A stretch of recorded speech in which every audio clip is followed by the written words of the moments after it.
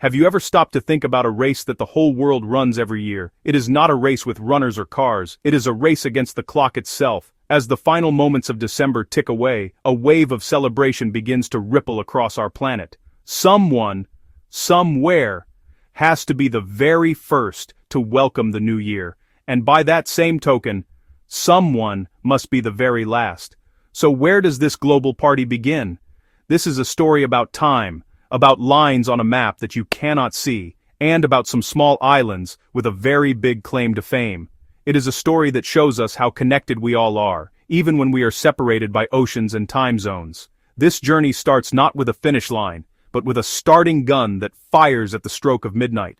Long before we had clocks on our wrists or phones in our pockets, people told time by looking at the sun. It was a simple and effective system for a small community. When the sun was highest in the sky, it was noon. When it set, the day was over. But as people began to travel farther and communicate over long distances, this simple system became a problem.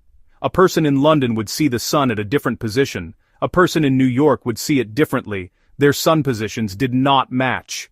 Every town had its own local time, which made scheduling things like train travel a nightmare. In the late 1800s, representatives agreed to divide the world into 24 sections, like slices of an orange. Based on Greenwich, England, the system brought order to global timekeeping. As we created a system of time zones that wrapped around the Earth, we ran into a logical puzzle. If you keep moving west, setting your clock back 1 hour for each time zone, you would eventually travel all the way around the world. When you returned, your clock would be 24 hours behind. You would be living in yesterday. To fix this, another imaginary line was needed. This line is called the International Date Line. It sits roughly along the 180-degree longitude line in the Pacific Ocean. It is the official boundary between one calendar day and the next. Crossing from west to east, you subtract a day. From east to west, you add a day.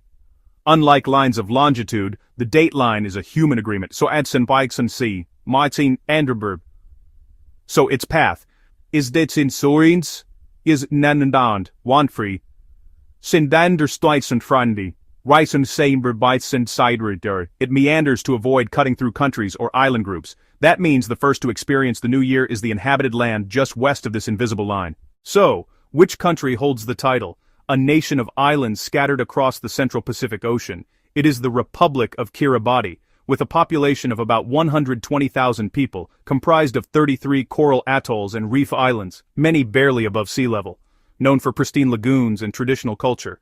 The reason Kiribati holds this special title is not geography alone. It was a deliberate decision in the 1990s. Before then, the International Date Line cut the country in half. The eastern islands, including Kiritimati, were on one side. The western islands, including the capital Tarawa, were on the other. They were 24 hours apart. Monday in the capital could still be Sunday in the east. It was a logistical nightmare. In 1994, the government announced that beginning January 1st, 1995, the date line would move east to include all their islands. They lobbied mapmakers to redraw the line, creating a large eastward bulge. Suddenly, the entire country shared the same day and time, an act of national unity. A side effect, those eastern islands became the first land west of the date line, first to see sunrise each day, and first to celebrate the new year. A practical fix turned Kiribati into a global New Year focal point. They united their country and placed themselves at the front of the world's timeline. Once the celebrations have begun in Kiribati, the wave of midnight begins its march across the globe. The new year does not jump, it rolls steadily, time zone by time zone. First up, the Chatham Islands, then New Zealand, with Auckland among the first major cities to light the sky. Broadcast to millions.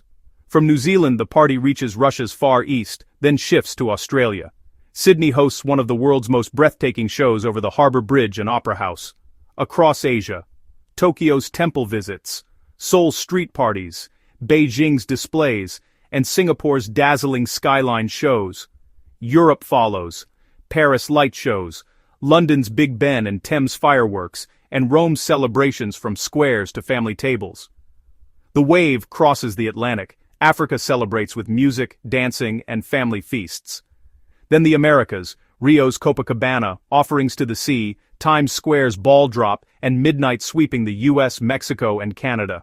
The New Year's race has another twist. Back in the Pacific, two neighbors only about 70 kilometers apart, Samoa and American Samoa. Because the dateline runs between them, they celebrate a full 24 hours apart. In 2011, Samoa skipped Friday, December the 30th, to align with New Zealand and Australia, jumping to the west side. Now Samoa is among the first. American Samoa remained with the United States and is among the last. Two places so close they can sometimes see each other, yet a day apart.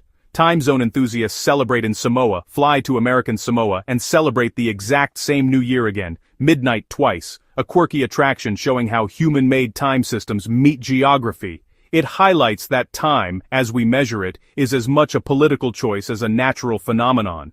After the celebrations have swept across every continent, after the last cheers in places like Hawaii and American Samoa, the new year has almost completed its journey. Two tiny, uninhabited U.S. territories remain, Baker Island and Howland Island. They sit in the world's very last time zone. When it becomes January 1st here, it is already January 2nd in Kiribati. There are no parties, no fireworks, no countdowns, no crowds. These islands are wildlife refuges, home to seabirds and vibrant reefs beneath the waves. Only the cry of a seabird, the wind and the lapping Pacific greet the new year. It is a quiet, natural end, a reminder of Earth's vastness and our small place in it.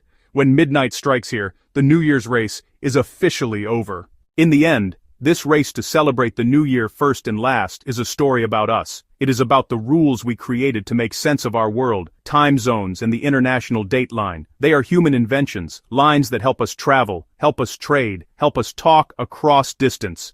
And as Kiribati and Samoa show, we can change those rules when they no longer serve us. Our measurement of time is flexible, shaped by needs for unity and connection. From joyful songs in Kiribati to silent waves on Baker Island, the new year arrives for everyone. Whether spectacular fireworks, a quiet dinner, or a solemn prayer, the feeling is the same. It is a universal hope for a better year, a fresh start, and new dreams. For 25 hours we are linked by a chain of celebration that transcends borders, languages, and cultures. The internet and television let us watch and feel connected as others welcome the same future. So when you count down, remember that journey. From Kiribati, to the two Samoas, to the quiet last islands. One planet, one hope.